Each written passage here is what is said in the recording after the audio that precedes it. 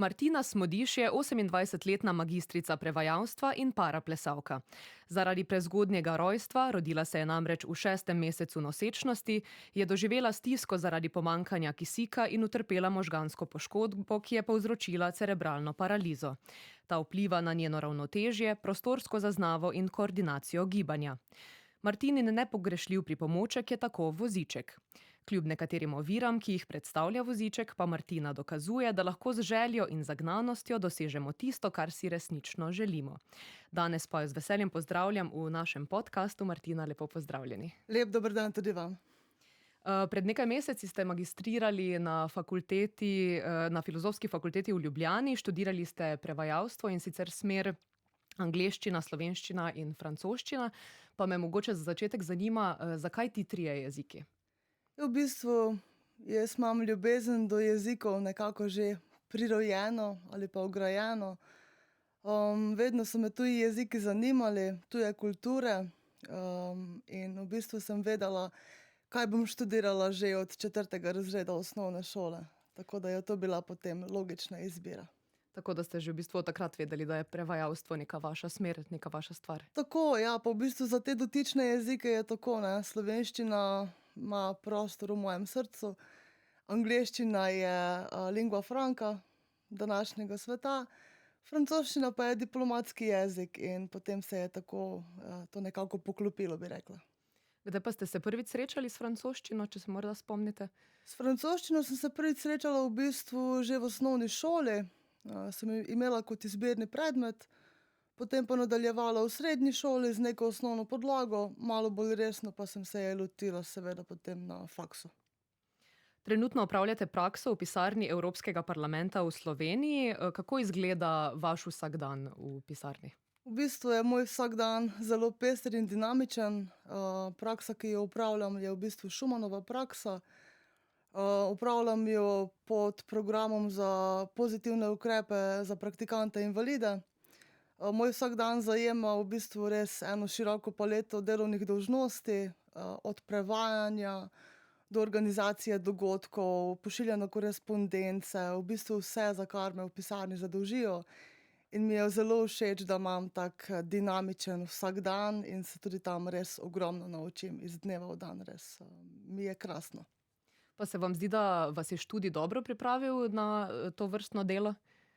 Ja, pravzaprav me je študij zelo dobro pripravil, ker v bistvu si ponavadi ljudje predstavljajo, da smo prevajalci, tako bi rekla, nekakšni zapečkarji, ki se ukvarjamo izključno z jezikom, pa ni tako v bistvu. Mi se ukvarjamo s kulturo, z ljudmi, s tem, kako neko sporočilo jasno prenesti, in ker zdaj delam v inštituciji Evropske unije, se mi zdi, da so to takšne osnove, kako delovanje Evropske unije primerno skomunicirati s širšo publiko, tako da se tam res dobro znajdem in se počutim zelo domače. Zdaj ob tem pa ste vpisani tudi v doktorski program oziroma v prvi letnik doktorskega študija. Kako to, da ste se odločili nadaljevati študij? Pravzaprav ta odločitev za doktorski program se je nekako znašla pri meni, se bom tako izrazila. Nikoli ni bil doktorski študij v prvem planu, ampak po končanem magisteriju mi je mentorica ponudila še mentoriranje za doktorski študij. Skupaj sva določili temo in te akademske vode so nekako postale tudi ena izmed mojih želja, da bi se mogoče malo bolj uveljavila v raziskovalni skupnosti, in sem z veseljem potem to ponudbo za doktorat sprejela. Sicer sem trenutno edina na svojem programu, ampak moram reči, da prav tako v tem uživam, ker imam občutek, da se tako profesorji kot program lahko meni prilagodijo, in ta individualiziranost se mi zdi zelo velika prednost trenutno. Ker se res da lahko ukvarjam s tistim, kar me zanima. S katero temo pa se ukvarjate? Trenutno se ukvarjam s temo pisanja znanstvenih besedil, in sicer v korelaciji z uporabo umetne inteligence. Torej, kako bi lahko umetna inteligenca potencialno preoblikovala tvorjenje znanstvenih člankov oziroma kako se to že kaže v vsakdanji praksi. No, ob vsem tem pa ste tudi strastna plesalka latinskoameriških in standardnih plesov, plešete od leta 2015. V enem od intervjujev sem slišala, da vas paraples, ko so vam ga prvič predstavili v srednji šoli, da vas nekako ni pritegnil oziroma da vas nekako ni preveč zanimal. Kako ste se potem vseeno odločili, da boste poskusili? Ja, paraples mi je v bistvu najprej predstavila doktor Hermina Damjan, ki je nekaj časa oziroma veliko let vodila otroško-mladinski oddelek na URI Soča. In njej se je zdelo, da bi jaz bila idealen kandidat za ukvarjanje s tem športom. Meni se takrat žal ni tako zdelo, jaz sem rekla, da me nikoli ne bodo videli na plesnem vozičku ali pa na plesnem parketu, da to enostavno ni zame. Potem pa je življenje naredilo svoje, bi rekla, in tisto leto 2015, ko sem imela maturantski ples, sem v bistvu ob tem, ko sem gledala sošolce, kako se pripravljajo na ta glavni dogodek, recimo temu, kronanje srednješolskih let, no, sem ugotovila, da si tudi jaz želim sodelovati. In tukaj je vmes posegla usoda, ker je prav tisto leto na eni izmed oddaj na komercialni televiziji nastopil paraplesni par, Klemen Pirman in Barbara Šamperl. In Barbara ima isto diagnozo kot jaz, torej cerebralno paralizo. Pa sem si takrat rekla, Martina, če lahko ona, pa tako dobro izgleda, potem lahko tudi ti. In v bistvu sem isti dan kontaktirala Klemna, potem sem imela še z 2 sošolcema vaje za maturantski ples. Skupaj smo odplesali za celotno generacijo četvorko. S Klemnom smo odplesala tudi solo točko, ki je bila zares dobro sprejeta. Potem pa je prišel čas prihoda v Ljubljano in študija in kaj kmalu sem ugotovila, da študij ne more biti edino, s čimer se bom ukvarjala, da rabim neki oddih od vsakdana, in tako sem v bistvu s paraplesom začela malo bolj resno. Nekaj let sem plesala rekreativno, potem pa sem v letu 2017 spoznala sedanjega soplesalca in partnerja Romana Mačka in takrat se je začela ta prava profesionalna stopnička v moji paraplesni karieri. Kaj pa vam pomeni ples? Rekli ste, da vam je prinesel neko novo vrsto svobode v gibanju. Ja, velikokrat se mi zdi, da osebe z gibalno oviranostjo iščemo neki ventil, kako se izraziti skozi gib, ker so nam določene fizične zmožnosti pač odvzete. Ampak moje mnenje je, da moramo iskati v okviru svojih zmožnosti in paraples je meni prinesel prav to, se pravi neko svobodo gibanja. Je neki medij izražanja, ki ni besedni, in mi je všeč, ko lahko neko sporočilo prenesem s telesom, ne samo z besedami. Tako da zame je paraples v bistvu res neki medij, skozi katerega lahko izrazim najgloblja čustva. Zelo lepo. Ste tudi članica slovenske reprezentance v paraplesu, Slovenijo ste že večkrat zastopali tudi v tujini. Pa me zanima, koliko odrekanja je nujnega, ko se nekdo ukvarja s plesom na tako visokem nivoju? Ja, morda se na prvi pogled zdi res, da je potrebno neko odrekanje, ampak jaz bi raje rekla, da je potrebno postavljanje prioritet. V bistvu, če ti neka stvar toliko pomeni, kot meni pomeni paraples, to ne dojemaš kot odrekanje, ampak enostavno si postaviš prioritete, ker veš, da to želiš početi in potem vse steče nekako lažje. Zahteva dobro načrtovanje, razporejanje časa, pa vedeti moraš, da to počneš zase in za nobenega drugega. Ne za starše, ne za publiko, ne za reprezentanco, ampak res zase, in potem te to vodi skozi športno pot. Postane nek, kako naj rečem, življenjski stil. Absolutno, ja. Zahteva pač prilagoditev življenjskega sloga, ampak to pride organsko. To se mi zdi, da pride naravno, in ko se enkrat sam s sabo zmeniš, da želiš to trenutno pač početi, zadeve postanejo dokaj enostavne, bi tako rekla. Kolikokrat na teden pa trenirate? V bistvu treniram po potrebi, zdaj pred večjimi tekmami tudi 4-krat tedensko, zdaj, ko je zraven še služba pa doktorat, se ta frekvenčnost iz tedna v teden malo spreminja, Ampak res se trudiva s partnerjem obdržati neko konsistentnost. Trenutno sva na bazi vikend treningov in pa jutranjih treningov, kar pomeni, da se včasih dobiva že ob 6 zjutraj, da potem od 7 do 8 ure trenirava, ob 9 grem v službo, pojem zajtrk še vmes. Ampak moram reči, da mi taka dinamika ustreza, no. Ni prenaporno, ker, kot sem rekla, vem, da to želim početi in se stvari nekako uskladijo. Pa si predstavljam, da v bistvu je ples tudi neke vrste sprostitev ob vseh drugih teh obveznostih Ja, službenih in absolutno. Jaz, ko pridem na parket, res dam ven stres celega tedna, meseca. Se mi zdi, da je to čas zame, res se posvetim takrat sebi in temu, kar delam. Hočem se izboljšati, še vedno, čeprav to počnem zdaj že skoraj 10 let. In ja, je absolutno sprostitev, po drugi strani pa, ko si enkrat na tekmovalnem nivoju, pa ti lahko to predstavlja tudi neke vrste stres, ampak v pozitivnem smislu, se pravi, tista trema oziroma zavedanje, da predstavljaš svojo državo na najvišjem nivoju, mislim, da to človeku veliko da, ne samo na športni poti, ampak širše v življenju. te tudi opolnomoči na nek način. Absolutno, ja. Kako pa izgledajo vaši treningi? Kako so prilagojeni? Si predstavljam, da imate tudi kake recimo prilagojene treninge za moč? Ja, v bistvu zdaj, kar se tiče plesnih treningov, izgledajo tako, da eni so posvečeni piljenju tehničnih veščin, drugi so posvečeni preplesavanju, tretji so lahko posvečeni samo povezovanju s partnerjem, ker je tukaj tudi veliko partnerskega dela, da potem koreografija oziroma sam nastop kot tak izgleda v redu za publiko. Poleg plesnih treningov imam sama tudi individualizirane treninge, vadbe z trenerjem Sebastijanom Simlerjem in trenerko Tino Palčnik.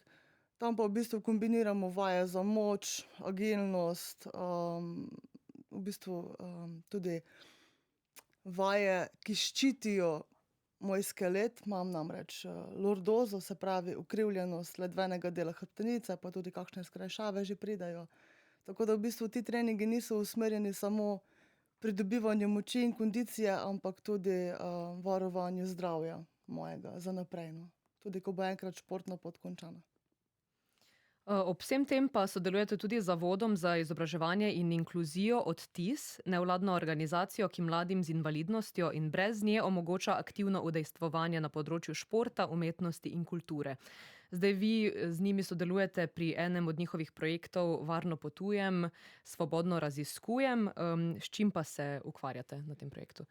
Ja, jaz sem se z zavodom Odtis povezala pred nekaj leti, ker se mi zdi njihova delovna etika in tudi misija dela zelo pomembna, nosi neko pomembno sporočilnost. Zavod je nastal v bistvu iz potreb 4 prijateljic, ki so gibalno ovirane, ampak v bistvu nikoli ni zavod deloval kot invalidska organizacija, ampak deluje kot inkluziven zavod. Se pravi, tam se najdejo tako ljudje z oviranostmi kot ljudje brez kakršnihkoli oviranosti, in tale projekt, ki ste ga omenili, se v bistvu ukvarja z dostopnostjo ali pa recimo raje nedostopnostjo javnega potniškega prometa.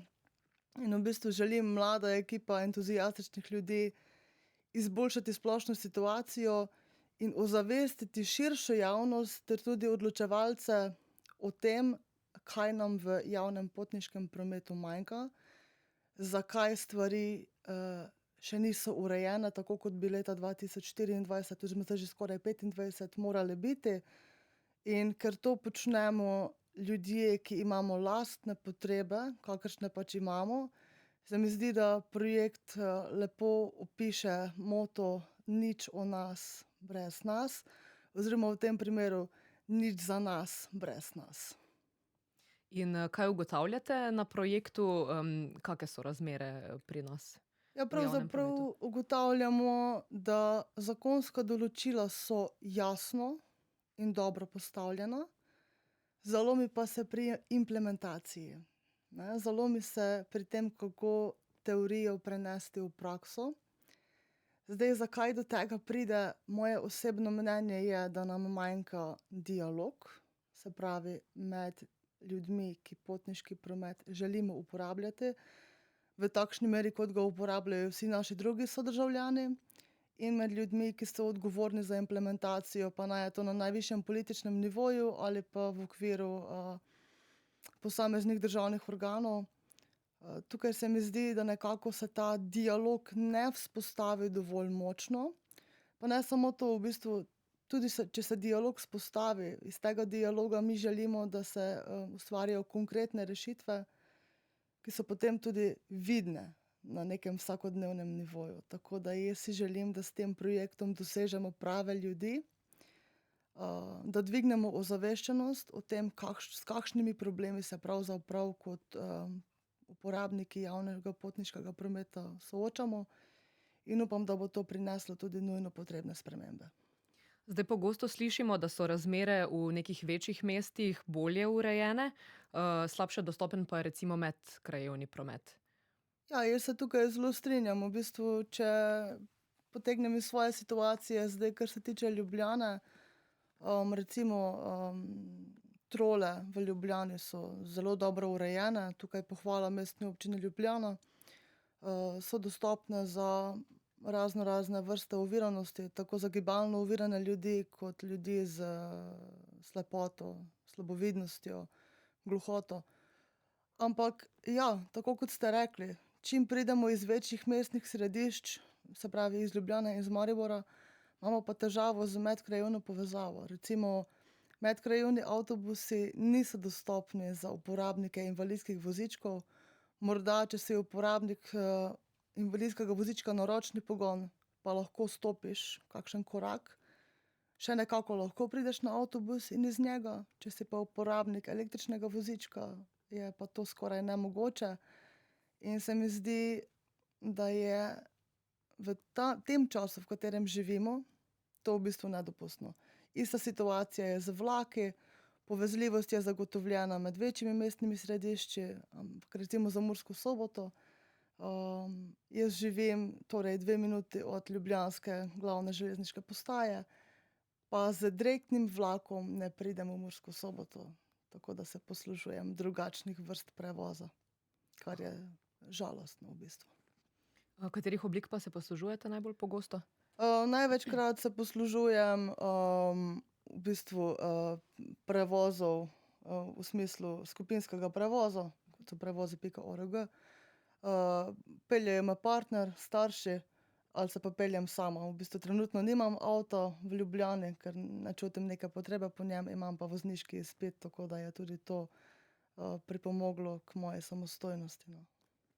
Kaj pa bi recimo na tem mestu vi sporočili odločevalcem, kaj se vam zdi najpomembnejši, zdaj recimo prvi korak, da bi bil javni potniški promet bolj dostopen? Trenutno je glavno sporočilo to, da nam prisluhnite.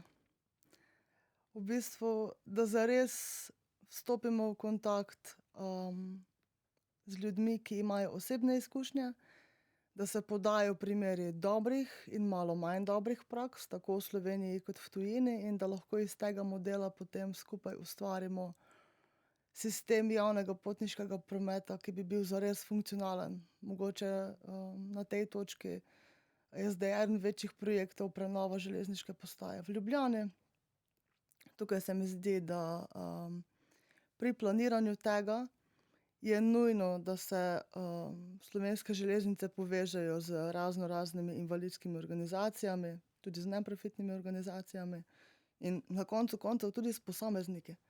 Da lahko posamezniki z različnimi potrebami izrazijo to, kar potrebujejo, in da se to potem tudi dosledno upošteva. Jaz osebno menim, da ta doslednost je največji manko trenutno, ker se enostavno stvari na eni točki zalomijo in potem nekako ne znamo naprej. Zdaj z zavodom Odtis sodelujete še pri nekaterih drugih projektih. Katere zanimive projekte še izvajajo? Zavod Odtis ima res širok nabor projektov in tudi mesečnih aktivnosti. Trenutno lahko omenim jogo, inkluzivno jogo, se pravi jogo za ovirane in neovirane. Z naslednjim mesecem se bo začela tudi joga smeha imajo delavnice inkluzivnega plesa, delavnice improteatra. Zdaj, največja baza projektov pa so v bistvu mladinske izmenjave preko programa Erasmus+, pa tudi izmenjave oziroma treningi za trenerje. S tem se jaz trenutno ukvarjam, ker delam izobraževanje za trenerje mladinskih delavcev. In ravno do tega prideva zdajle čez nekaj trenutkov. Kot ste rekli, Erasmus Plus vas je pred nekaj leti pritegnil in ste prek tega mednarodnega projekta tudi sami se udeležili kar nekaj izmenjav. Bili ste v Turčiji, v Italiji in v Španiji in me zanima, kakšna izkušnja je bila to za vas? Zame je bila to odlična izkušnja. Prvo kot prvo sem tja potovala s prijatelji in znanci in se mi zdi, da nas te izkušnje v tujini nekako še bolj povežejo. Zato, ker smo konec koncev soočeni s potovanji, z organizacijo projekta, z neko skupinsko dinamiko, ki je drugačna kot na domačih tleh. Pa tudi v bistvu sama o sebi se ogromno naučim, v smislu retrospektive, ko gledam, kako delujem v mednarodnem okolju, z ljudmi, ki jih ne poznam, ali pa z ljudmi, ki imajo drugačne izkušnje kot jaz, ali pa drugačna mnenja. Se mi zdi, da lahko kot človek izredno zrasteš, če tako rečeva, če malo razširiš svoj pogled izven meja Slovenije. Kaj pa vas je tujina naučila? Tujina me je naučila, da doma je najlepše. Tako da v bistvu v Sloveniji ni tako slabo, recimo tudi zdaj, če primerjava te države z dostopnostjo v Sloveniji, bi rekli, da imamo v Sloveniji približno v redu urejeno, ali kako bi primerjali te države? Ja, Slovenija je za neke evropske razmere, recimo evropske najprej, no, v bistvu zelo dobro urejena. Se mi zdi, da to neko zavedanje imamo tudi veliko praktičnih rešitev, treba je pohvaliti primere dobrih praks, inkluzije. Še vedno pa je seveda prostor za izboljšavo. Pa se mi zdi, da tukaj je največ prostora ravno v tem nekem splošnem dojemanju, kaj se da in česa se v narekovajih ne da, ko se soočaš z neko oviranostjo. Če dam en primer, recimo Turčija, ne, lahko rečemo, da je arhitekturno veliko bolj nedostopna, da zaostajajo za evropskimi državami, tudi za Slovenijo.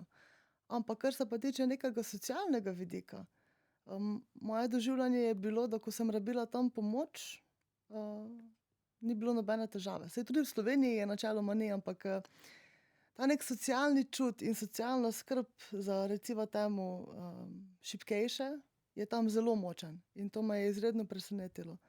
Recimo, ko sem morala iti na bus, je bila rampa ekstremno strma in s partnerjem nisva mogla se vkrcati. So prišli 4 fantje, prosili za dovoljenje, me zagrabili in me na bus odnesli, ne. Se sprašujem, če bi bilo v Sloveniji podobno ali bi imela kakšno drugačno izkušnjo. Zanimivo.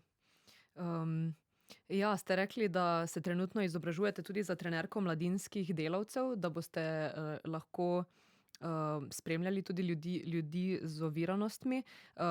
Kakšne kompetence pa potrebuje človek, da lahko recimo primerno podpre ljudmi z oviranostmi nekje na potovanjih ali pa kako večjo skupino? Meni se zdi, da glavna kompetenca, ki jo potrebuješ, je odprtost. Se pravi, da sprejemaš skupino takšno, kot je, in da hkrati veš, da skupino sestavljajo posamezniki z svojim lastnim razmišljanjem, svojimi lastnimi potrebami, z lastnimi pogledi na svet in da jim ti kot trener, mi pravimo v žargonu, držiš varen prostor. Se pravi, da ustvariš varen prostor, da se ljudje počutijo dovolj domači, sprejeti, da res začutijo, da so v okolju, ki jih ne bo obsojalo, kjer je njihovo mnenje ne samo sprejeto, ampak tudi slišano. Tako da, ja, da deluješ v bistvu kot nekakšen posrednik in zasleduješ cilj, da se tvoja skupina zares poveže, da se odpre, da delijo izkušnje med sabo, da delajo na neki skupni nalogi in da na koncu koncev, ko se projekt zaključi, imajo nek občutek izpopolnjenosti. Pa če si dober trener, ga imaš posledično tudi ti. Pa imate kak tak projekt že kje na vidiku? Ja, trenutno se najbolj ukvarjam s projektom, ki ste ga omenili, Varno potujem, svobodno raziskujem. Zdaj za ostale trenerske projekte pa upam, da bo v naslednjem letu malo več časa, da se kakšnemu tudi pridružim ali pa ga sama organiziram. Zdaj, če se vrneva še malce v preteklost, ste med odraščanjem, recimo v osnovni in v srednji šoli, imeli občutek vključenosti in sprejemanja sovrstnikov in učiteljev? Jaz moram reči v bistvu, da do konca osnovne šole nisem imela skoraj nikoli občutka, da sem v narekovajih drugačna. Sem imela zelo dobre izkušnje tako s sošolci kot z učitelji, tudi moje spremljevalke oziroma spremljevalka v osnovni šoli so mi vedno dajali občutek, da sem res del njih. Bila sem vključena recimo v športno vzgojo, na vse izlete, športne dneve, kulturne dneve. In tukaj gre zahvala predvsem mojim staršem, ker sta bila onadva tista podporna stebra in sta še v bistvu, ki sta mi dajala vedeti, da dejansko nič ni nemogoče in da se moram boriti za to, da sem vključena. Da ni vse na družbi, seveda velik del je, ampak je tudi veliko na meni. Da sem jaz tista, ki je proaktivna in da ne sedim križem rok in čakam, da mi bo nekdo potrkal na vrata. Da v bistvu tudi si upaš prositi in nakazati, da... Absolutno. Tudi recimo, če rabiš pomoč, to zahteva neko karakterno moč, da rečeš: jaz pa pri tem rabim pomoč." In obratno, če ne rabiš pomoči, da jo znaš sicer vljudno zavrniti. Kako pa je bilo s prehodom na fakulteto, ko ste zaživeli potem sami v Ljubljani? Ja, jaz vedno pravim, da to je bila ena večjih prelomnic v mojem življenju. Prvo kot prvo greš iz varnega udobja domačega gnezda, ker tudi v srednji šoli, jaz sem bila sicer v Prlekiji, ampak sem se še vedno vozila domov. Zdaj s prehodom na fakulteto pa je bilo tega kar naenkrat konec, a ne. Starša sta načeloma v Prekmurju večino časa takrat bila, zdaj sta veliko v Ljubljani, no. Jaz sem bila na drugem koncu Slovenije in ta neka varnostna mreža je še obstajala, ampak je bila malo širša, sem se morala naučiti znajti se sama. To je vključevalo vse od orientacije po Ljubljani do tega, kje bom našla pomoč. Takrat mi je pomoč pri osnovnih dnevnih opravilih nudilo Društvo študentov invalidov Slovenije, ki je imelo bazo prostovoljcev. Sedaj te zadeve rešujem preko Zakona o osebni asistenci z osebnimi asistenti. Ampak tudi v okviru tega se trudim, da obdržim čim večjo samostojnost ali pa jo še morda pridobim, no, ker se mi zdi to pomembno, da si kot človek samozadosten kljub svoji oviranosti. Kaj pa bi recimo mladim, ki se zdaj odločajo za študij, mladim z oviranostmi, svetovali? Zdaj, ko imate te izkušnje. Mladim bi svetovala, da zapustijo domače gnezdo, ker samo tako se bodo naučili največ o sebi, o tem, kar zmorejo, odkrili bodo svoje potenciale. Njihovim staršem pa bi svetovala podobno. Pustite svojim mladim, da zapustijo udobje domačega gnezda. Ker tudi vi se boste tako naučili, da ste vzgojili človeka, ki je sposoben delovati v družbi. Pogosto sodelujete tudi z Nacionalnim svetom invalidskih organizacij Slovenije in trenutno ste tudi del njihove čudovite fotografske razstave Nič drugačno življenje, ki jo je pripravil fotograf Primož Lavre. Ljudje si jo bodo lahko prvič ogledali 21. januarja v atriju Mestne hiše v Ljubljani. Kako je bilo sodelovati s profesionalnim fotografom? Ja, sodelovanje s Primožem je bilo res čudovito. Vidi se, da ima osebno izkušnjo invalidnosti. Vidi se, da razume, da je vpet v dogajanje, da razume, da res razume bistvo tega naslova. Nič kaj drugačno življenje. Mislim, da ta naslov nosi eno veliko sporočilnost, da si mi v bistvu samo želimo živeti svoje življenje in Primož je to ovekovečil na najboljši možni način. Res se vidi, da je v to razstavo vloženega ogromno enega truda. Jaz najbolj spoštujem to, da pred fotografiranjem sva se lahko dobila osebno na enem pogovoru, da je tudi on mene spoznal, si je vzel čas, ker samo tako je lahko tista fotografija, ki sva jo na koncu izbrala za razstavo, zares zasijala. Da ni samo fotografija, ampak da je nek medij, ki nosi zgodbo. In da pride sporočilo skozi to fotografijo. Absolutno. Kakšne fotografije pa sta ustvarila? Kje sta tudi fotografirala? Fotografirala sva v Operi in baletu Ljubljana, kar je bilo najbolj čudovito prizorišče, ki si ga kot plesalec lahko želiš. Oder je bil res fantastičen, fotografiranje je bilo zabavno, res se mi je zdelo, da je Primož znal pristopiti k temu fotografiranju z nekim spoštovanjem do tega, kar vsak posameznik, ki je vključen v razstavo, počne. In da je upošteval naše želje, naše zgodbe, našo motivacijo in je ovekovečil na slikah v bistvu ljubezen do tega, kar počnemo. Čudovito. Zakaj so takšni projekti pomembni, bi rekli?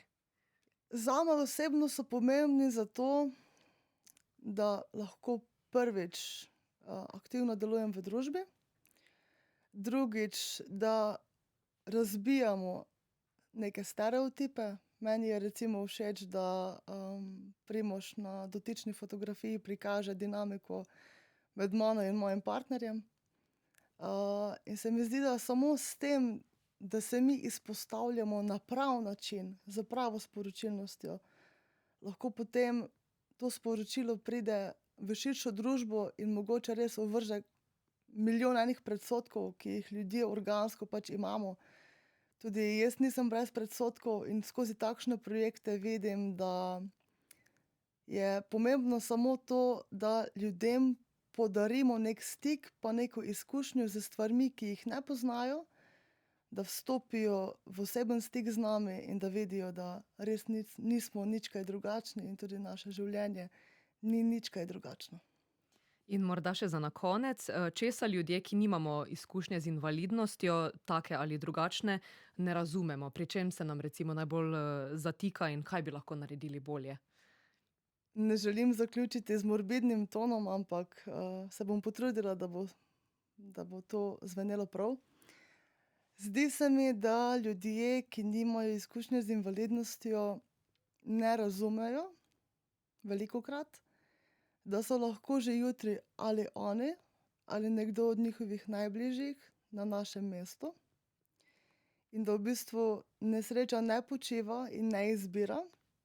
Zato bi si želela splošne, večje odprtosti in tega, da se ljudje z oviranostmi, da se nas sprejema kot vse ostale, da se nas sprejema kot dobre sodelavce, dobre partnerje, dobre starše, dobre prijatelje in v bistvu, da naši pripomočki, ki jih uporabljamo za gibanje, izzvenijo napram temu, kar smo kot ljudje, da se nas gleda kot v bistvu zares produktivne člane družbe in kot ljudi, ki si zaslužijo živeti dostojno in lepo življenje.